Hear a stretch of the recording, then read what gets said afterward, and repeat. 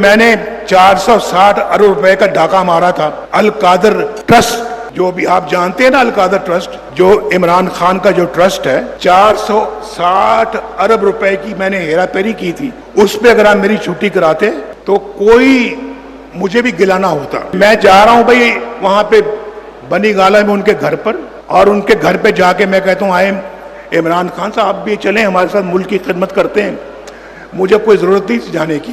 عمران خان صاحب آپ سب باتوں کو چھوڑیں، آپ ہمیں تانا دینے سے پہلے یا ہم پر انگلی اٹھانے سے پہلے آپ ہمیں بتائیں یہ تیسری فورس جو ہے وہ آپ نہیں تھے؟ بتائیں ذرا، بتا دیں آج۔ اگر وہ آپ نہیں تھے تو میں سیاست سے ریٹائر ہو کے گھر چل جانے کو تیار ہوں۔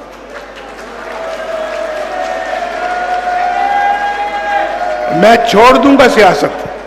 پاکستان کی خوشحالی صرف 4-5 لوگوں نے چھین لی، کروڑوں عوام کو اس خوشحالی سے محروم کر دیا۔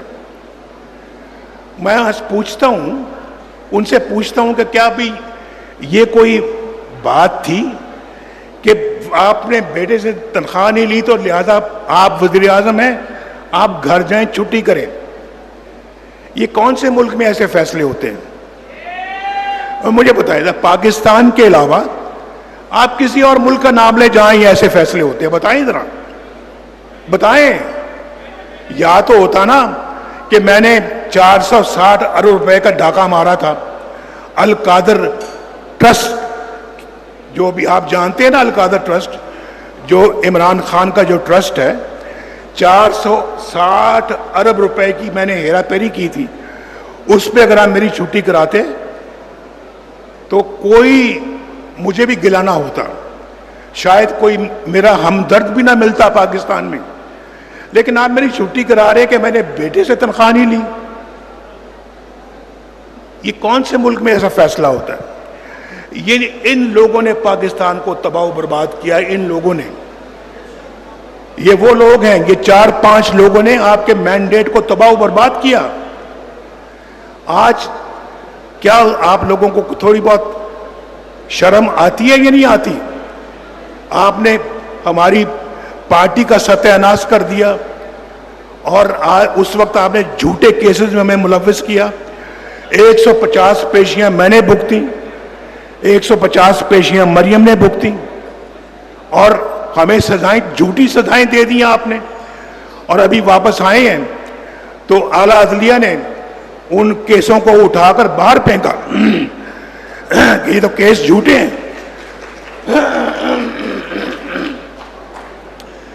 تو مجھے بتایا جائے کہ ہمارے اوپر یہ جھوٹے کیس کیوں بنائے گئے؟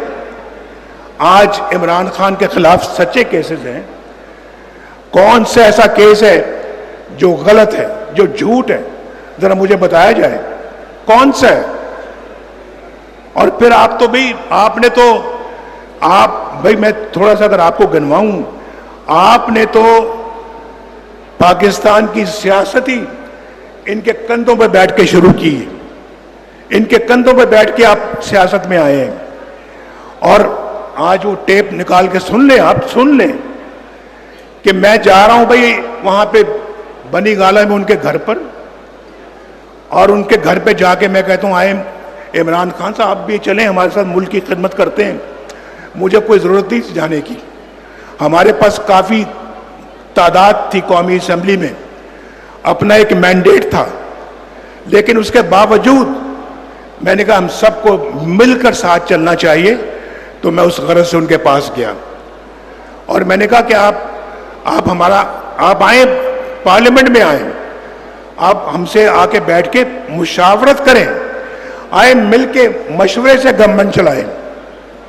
تو انہوں نے، جناب آپ کو پتہ ہے، انہوں نے مجھے آخر میں کہا اچھا نواز شریف صاحب یہ بنی گالا کی جو سڑک آتی ہے نا یہ بنوا دیں آپ۔ بنی گالا کی سڑک میں بات ختم ہوئی۔ میں نے کہا اچھا جی بنوا دیں گے۔ وہ میں نے ہفتے 10 دن میں بنی گالا کی سڑک بنوا دی۔ اس کے بعد موصوف چلے جاتے ہیں لندن، اور وہاں پر جا کے وہ لندن پلان بنتا ہے دھرنوں کا، آپ جانتے ہیں ساری اس بات کو۔ اور پھر وہاں پر وہ جو لوگ ہیں، آپ سن لیں، ایک ہمارے وہ जर्नलिस्ट हैं, क्या नाम है उनका, मुबशर लुकमान साहब, वो कहते मैं उस मीटिंग में खुद मौजूद था, बल्कि होटल का बिल भी मैंने दिया। जो वहाँ पे वो एक अपना वो जर्नैल साहब थे, एक मौलाना साहब आए थे कनाडा से, और एक अपना इमरान खान थे, फिर चौधरी परवेज लाई थे। इन सब ने मिलके प्लान बनाया कि जी नवाज शरीफ की हुकूमत को हमने ख़त्म करना है, और ये आए और धरने दिए आके।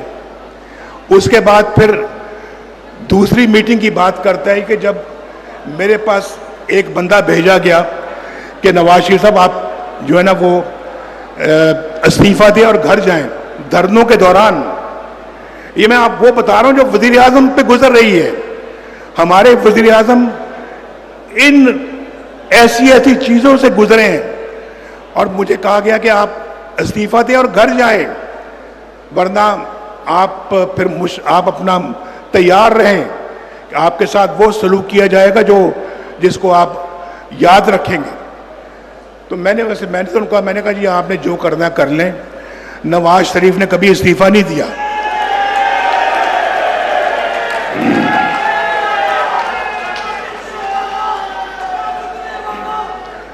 तो सुन लें बस भाई।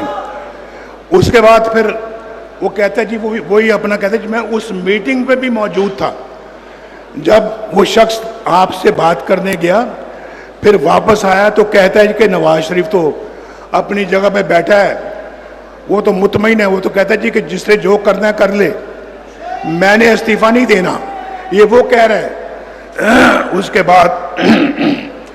उसके बाद फिर वो मौसूफ जो हैं वो ये कहते हैं, मैं आपको बता रहा हूँ,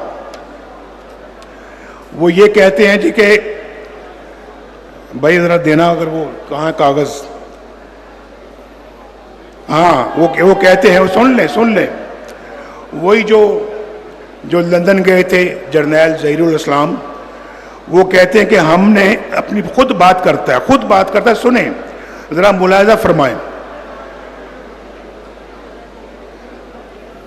हमने मुख्तलिफ पार्टियों को ट्राई किया, ख्वाजा साहब इधर तवज्जो, हमने मुख्तलिफ पार्टियों को ट्राई किया, हमने तीसरी फोर्स को अलाउ किया। वो तीसरी फोर्स हमें लगा कि शायद डिलीवर कर सकती है, और वो सिस्टम, वो कह रहे हैं कि और वो सिस्टम हमें पीटीआई के अंदर नजर आया। इमरान खान साहब, आप सब बातों को छोड़ें, आप हमें ताना देने से पहले या हम पर उंगली उठाने से पहले आप हमें बताएं कि ये तीसरी फोर्स जो है वो आप नहीं थे। बताएं जरा, बता दें आज, अगर वो आप नहीं थे तो मैं सियासत से रिटायर होकर घर चल जाने को तैयार हूं।